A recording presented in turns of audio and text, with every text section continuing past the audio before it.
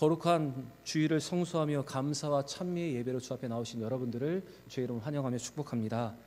지난 한 주간의 모든 짐이 예배드릴 이 시간을 통해서 벗겨지는 귀한 시간이 되기를 원하고, 혹시 능력이 떠나가는 자들에게는 능력이 회복되며 치유가 필요한 분에게는 다시 치유가, 또 은혜와 감격이 떠나간 성도들에게는 다시 은혜와 감격이 회복되는 귀한 시간이 되기를 바랍니다. 오늘은 어린이 주일입니다. 예수님께서 공생애를 보내시고 복음을 전하실 때 많은 사람들이, 많은 어린들이 예수님께 나왔습니다. 그런데 그 장면 중에서 특별히 부모들이 예수님의 만져심을 바라고 어린아이를 데려오는 장면이 있습니다. 그때 제자들은 그 모습을 보면서 그 부모들을 꾸짖습니다. 마치 아이들이 예수님의 사역에 방해가 되는 양 그들은 꾸짖었습니다. 예수님은 제자들에게 어린아이가 내게 오는 것을 금하지 말라고 하시면서 하나님의 나라가 이런 자들의 것이라고 선언을 하셨습니다. 그것이 마가복음 10장 13절부터 14절의 기록입니다. 사실 이 말씀은 모든 성도들을 향한 말씀이지만 1차적으로는 제자들을 향한 말씀이었습니다. 제자들은 예수님께서 예루살렘에 올라가시는 것이 순환을 당하기 위해서 올라가신다고 말씀을 하셨지만, 그들은 예수님이 예루살렘에 가시는 이유를 다르게 해석하고 있었습니다. 그래서 누가 크냐 누가 작냐는 암투가 벌어지기 시작했습니다. 그리고 야고보와 요한은 자기 어머니를 통해서 예수님께 좋은 자리를 그들에게 주시기를 청탁하기까지 하였습니다. 이런 제자들을 향해서 예수님께서는 어린아이를 하나를 가운데 세우시고 그들에게 분명하게 선언하십니다. 돌이켜 어린아이와 같이 되지 아니하면 천국에 들어갈 수 없다. 여러분, 예수님의 이 말씀과 같이 천국은 어린아이와 같은 순수한 신앙, 순전한 신앙을 가진 자들이 들어갈 수 있는 것입니다.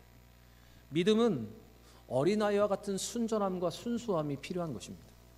오늘 이 어린이 주일을 맞이하여서 우리가 타성해졌고 우리가 세상의 물질에 잠겨서 순수하고 순전한 신앙을 우리가 잃어버렸다면, 오늘 어린이 주일을 통해서 순전하고 순수한 신앙을 다시 회복하는 우리 모든 성도들 되시기를 바랍니다.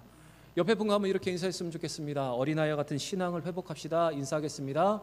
어린아이와 같은 신앙을 회복합시다. 다시 한번 인사하겠습니다. 믿음에는 순전함과 순수함이 필요합니다. 인사하겠습니다. 믿음에는 순전함과 순수함이 필요합니다.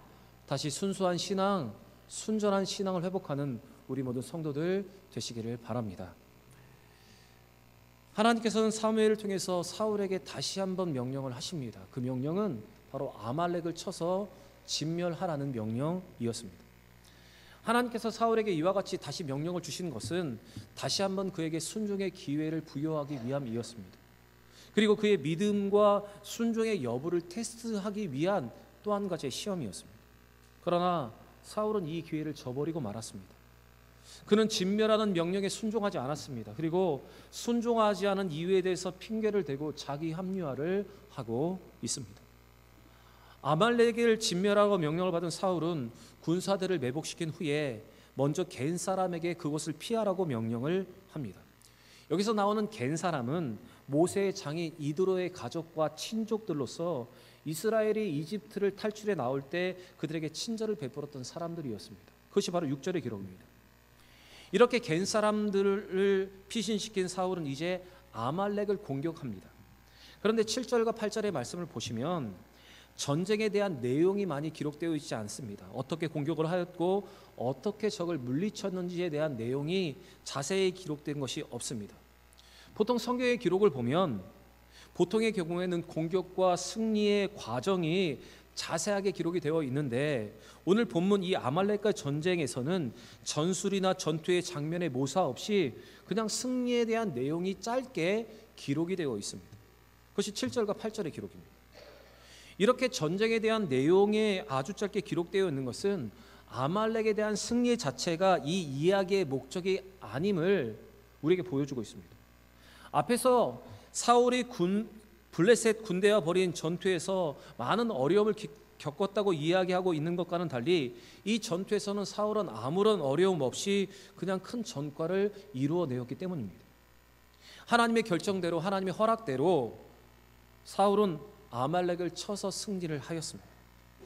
그렇게 이 아말렉 전쟁에서 중요한 것은 바로 전쟁의 승패가 아니라 그가 하나님의 명령대로 그들을 진멸하였냐, 진멸하지 않았느냐, 바로 그것이 중요한 것입니다. 그런데 사울은 이 아말렉 백성들은 진멸하였지만 아말렉의 왕 아각을 살려두었습니다. 이뿐만 아니라 사울은 탐심에 사로잡혀서 좋은 것과 기름진 모든 것을 남겨놓았습니다. 그저 하찮은 것들만 진멸하였다. 성경은 이렇게 기록을 하고 있습니다. 특별히 9절 말씀을 보시면 이렇게 기록되어 있습니다. 좋은 것을 남기고 진멸하기를 즐겨하지 아니하였다. 이렇게 기록하고 있습니다. 좋은 것은 남기고 진멸하기를 즐거워하지 아니하였다라는 것은 바로 하나님의 명령에 순종하지 않은 것을 의미합니다. 여러분, 전쟁에서 패배한 적국의 왕을 포로로 살려두는 것은 자신의 승리를 오랫동안 부각시키기 위한 주변 국가들의 풍습이었습니다. 자기 공을 드러내기 위한 방법, 자기 이름을 높이는 방법으로 바로 이방의 왕을 사로잡아 둔 것입니다. 사울은 이 이방인의 왕들의 모습과 같이 지금 자기를 높이고 있는 것입니다. 하나님께서 승리를 주셨고 하나님께서 진멸하라고 말씀하셨는데 그것에 순종하지 않고 자기를 높이고 있었던 것입니다. 하나님은 사울에게 순종을 보일 수 있는 충분한 기회를 주셨음에도 사울은 마지막까지 그 기회를 놓치고 있었습니다. 여러분, 우리는 오늘 이 사울이 하나님이 그에게 주신 그 순종의 기회를 놓치고 있는 모습을 보고 있습니다. 진멸의 명령을 어기고 전리품에 욕심을 내고 있는 그의 모습을 지금 보고 있습니다. 사실 이 사울의 욕심은 그의 가치관의 문제에서부터 비롯된 것입니다. 곧 무한하고 영원한 것에 가치를 두는가, 아니면 가시적이고 유한한 세상에 가치를 두고 있는가의 문제가 바로 이 순종과 불순종의 문제였습니다. 그런데 사울은 유한한 세상을 우선하는 태도에서부터 비롯되어서 적국의 왕을 살려두고 가장 좋은 것, 살찐 것은 진멸하지 않고 남겨두었던 것입니다. 사울은 아말렉의 왕을 죽이지 않고 생포했습니다. 적국의 왕을 백성들 앞에서 전시함으로써 자신의 권력을 확보하려는 세상적인 가치에 따른 행동이었습니다. 그러나 사울을 기름 부어 왕으로 세우신 분은 바로 하나님이십니다. 그 하나님이 진멸을 명령하셨는데도 불구하고 그는 명령을 어기고 영원하고 무한한 하나님께 마음을 두는 거고 가치를 두는 것이 아니라 바로 세상적인 것에 가치를 두었기 때문에 그는 이렇게 행동을 하였던 것입니다. 또 사울은 가축 가운데 좋은 것은 진멸하지 않고 남겨두었습니다.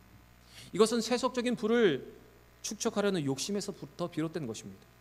여러분, 그것이 남아있으면 자기 백성들에게 더 좋을 것이라는 생각, 바로 세상적인 가치관으로부터 시작된 것임을 우리는 이 말씀을 통해서 보고 있습니다.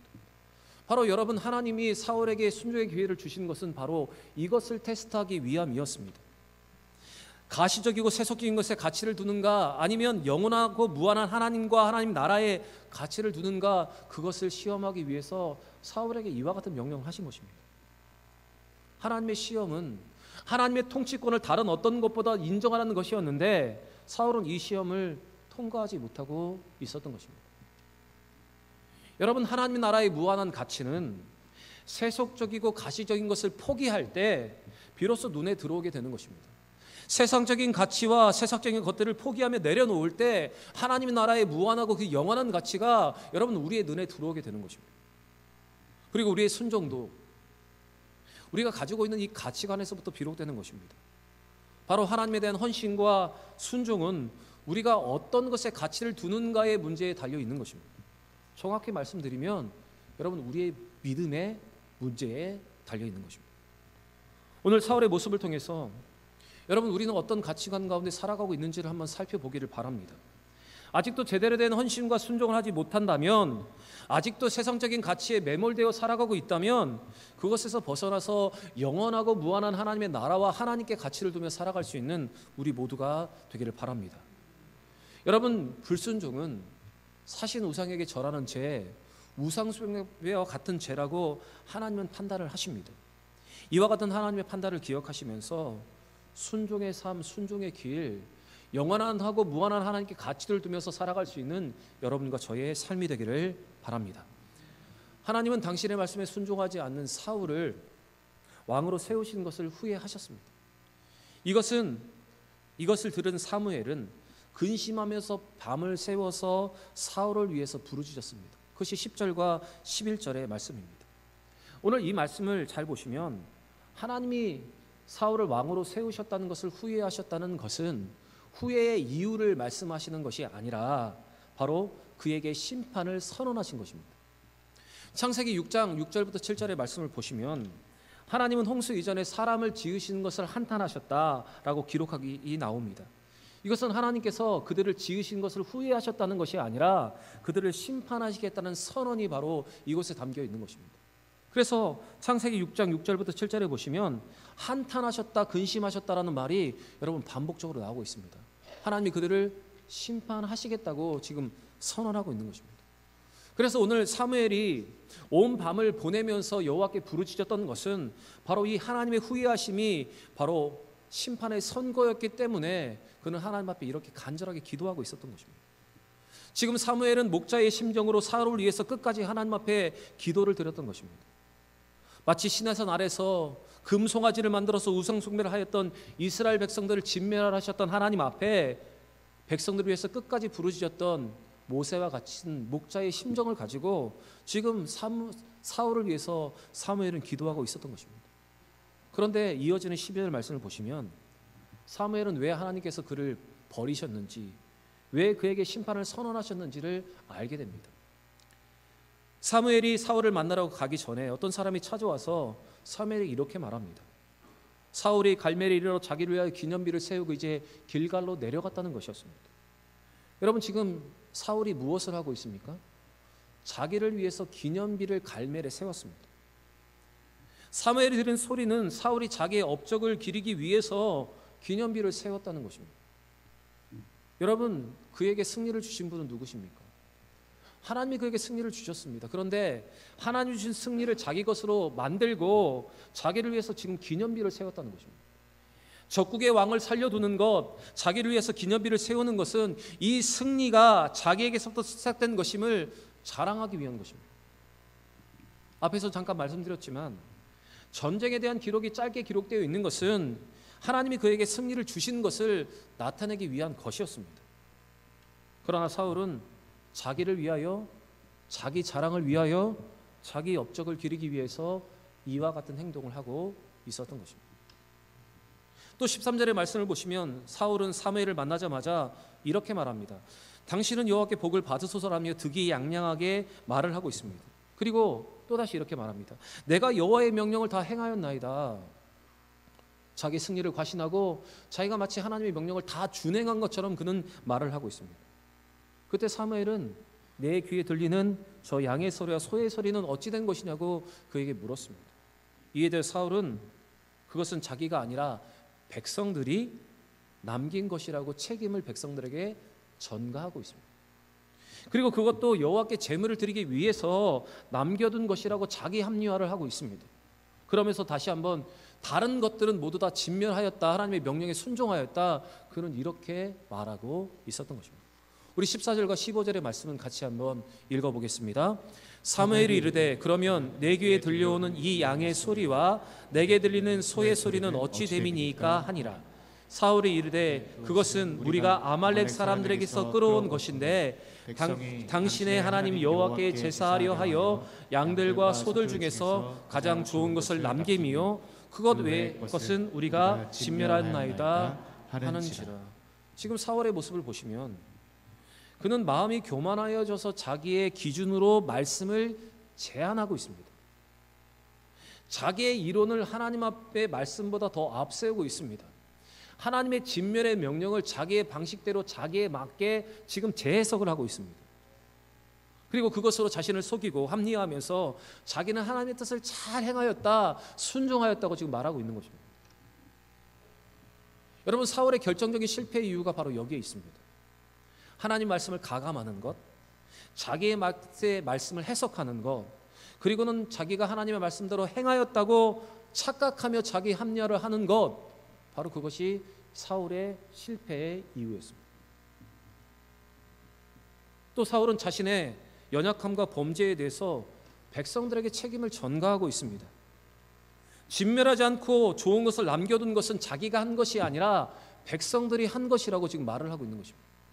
마치 정치인들이 자기 주장을 하면서 이것은 국민들의 원하는 것이라고 말하는 것처럼 자기는 문제가 없고 백성들에게 문제가 있다고 지금 말하고 있는 것입니다. 그리고 진멸하지 않고 남겨둔 것은 하나님께 제물을 드리기 위한 것이었다고 지금 핑계를 대고 있습니다. 여러분, 하나님의 뜻을 어기면서 하나님께 제사를 드리기 위한 것이라고 말하고 있는 것입니다. 마치 신학세의 사람들이 고르반이라고 말하면서 이 모든 것은 하나님께 바쳐진 것이라고 말하면서 자기 부모를 공경할 의무를 행하지 피하려 하였던 것처럼 지금 핑계를 대고 자기 합리화를 하고 있는 것입니다. 여러분, 우리가 3절에 기록되어 있는 것처럼 하나님의 분명한 명령은 아말렉을 모두 다 진멸하는 것입니다.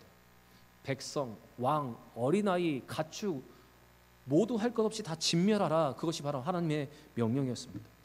그러나 사울은 자기의 기준대로 하나님의 말씀을 재해석하고 있습니다. 그리고 재해석한 그 말씀을 하나님의 말씀이라 착각하고 그것을 잘 순종하고 있다고 그는 자기를 합리화하고 있었습니다. 책임을 다른 사람에게 전가하고 하나님을 위한 것이라고 핑계를 하면서 자기는 잘 그 명령에 준행하고 있다고 자기 합리화를 하고 있는 여러분, 이 사울의 모습을 한번 보시기 바랍니다. 불순종하면서 자기 합리화를 하고 있고 핑계를 대고 있는 이 사울의 모습은 여러분, 우리의 모습일 수도 있습니다. 온전한 순종과 헌신을 하지 않으면서 말씀을 자기의 편한 대로 해석을 하고 자기는 마치 하나님의 말씀을 잘 지키고 있고 신앙생활을 잘하고 있다고 생각하는 우리의 모습과 같습니다. 여러분, 만약 이 사울의 모습을 통해서 우리의 모습을 직면하게 된다면 여러분, 이것이 심판과 버림의 이유가 된다는 사실을 기억하시면서 여러분, 이 연약함, 이 불순종과 말씀을 재해석하는 것과 자기 합리화와 핑계를 대는 것에서 돌이킬 수 있는 여러분과 제가 되길 바랍니다. 여러분, 신앙에서 가장 위험한 것, 가장 무서운 것은 바로 자기 합리화를 하면서 말씀을 가감하는 것입니다. 그러면서 말씀을 잘 지키며 신앙생활을 잘하고 있다고 착각하는 것입니다. 그러다 여러분, 천국의 문턱에서 주님이 우리를 모른다 하시면 여러분, 그때는 우리는 어떻게 해야 한다는 말입니까? 마태복음 7장 21절에 성경은 이렇게 기록을 하고 있습니다. 같이 한번 읽어보겠습니다. 나더러 주여 주여 하는 자마다 천국에 들어갈 것이 아니요 다만 하늘에 계신 내 아버지의 뜻대로 행하는 자라야 들어가리라. 여러분, 우리는 서로의 모습을 보면서 우리 모두 다 주여 주여를 외치고 있기 때문에 우리 모두 다 천국에 들어갈 것이라고 생각을 합니다. 그러나 예수님은 분명히 말씀하십니다. 하나님의 기준에 대해서 분명히 말씀하십니다. 하나님의 뜻대로 행하는 자라야 천국에 들어가리라. 여러분, 천국은 하나님의 뜻대로 행하는 자들에게 열려 있는 것입니다. 그래서 우리의 순종과 헌신은 바로 이 하나님을 신뢰하느냐, 하나님 온전히 따라가고 있느냐의 믿음의 문제와 연결되어 있는 것입니다. 믿음을 가지고 온전한 순종, 온전한 헌신을 할 수 있는 우리 모두가 되기를 바랍니다. 오늘 사울을 향한 하나님의 분명한 판단과 평가를 기억하시고 하나님 앞에 믿음을 가지고 온전히 순종하며 온전히 헌신할 수 있는 여러분과 제가 되기를 바랍니다. 우리가 빠질 수 있는 자기 합리화와 책임을 전가하는, 말씀을 가감하는, 자기에 맞게 재해석하는 이 모든 어리석음에서 벗어나서 하나님의 말씀 그대로를 순종할 수 있는 믿음의 용기가 여러분과 저에게 있기를 바랍니다. 사랑하는 여러분, 고난 가운데 신앙을 버리는 사람보다 성공할 때 신앙을 버리는 사람들이 많습니다. 그 이유는 성공 가운데 자신의 노력이 돋보이고 자신의 성과가 더 눈에 들어와 그것으로 내 욕심이 생기기 때문에 그렇습니다. 여러분, 사울도 처음에는 전리품에 대한 욕심을 내지 않았을 것입니다. 그러나 승전하고 아말렉의 왕을 사로잡고 자신의 전공을 내세우는 욕심이 지금 생기기 시작했습니다. 그리고 수많은 양떼와 수많은 소떼를 보면서 전리품이 생기니까 그것이 아깝다는 생각이 들기 시작했습니다. 이때부터 사울은 변질되기 시작했습니다. 말씀을 가감하고 자기 합리화를 하고 핑계를 대고 하나님 앞에 예물을 드리기 위한 것이라고 말하면서 하나님의 생각보다는 스스로 하나님의 뜻과는 멀어지는 삶을 살게 되었던 것입니다. 여러분, 우리도 사울처럼 될 수 있습니다. 우리 모두도 성공 앞에, 성과 앞에 자기 합리화와 욕심을 낼 수 있는 연약한 존재들입니다. 오늘 주시는 이 말씀 앞에 누구도 이 문제 앞에 자유할 수 없다는 사실을 인정할 수 있는 여러분과 제가 되기를 원합니다. 그래서 여러분, 이것을 기억하시고 성공과 성과 앞에 올 수 있는 유혹과 자기 합리화, 말씀을 가감하는 이 모든 유혹을 물리칠 수 있는 여러분과 제가 되기를 바랍니다. 사랑하는 여러분, 말씀 그대로 순종할 수 있는 것이 용기이고 말씀 그대로를 순종할 수 있는 것이 믿음입니다. 오늘 주시는 이 말씀으로 다시 이러한 믿음, 순수한 믿음, 순전한 믿음을 회복할 수 있는 여러분과 제가 되기를 바랍니다. 오늘 어린이 주일에 특별하게 주시는 이 말씀을 통해서 어린아이와 같은 그 순전함과 순수한 신앙을 회복하며 믿음으로 반응하여서 하나님께 버림받는 것이 아니라 하나님께 또 쓰임받고 하나님의 영광을 높이는 도구가 되는 우리 모든 성도들 되시기를 우리 구주 예수 그리스도의 이름으로 간절히 축원합니다.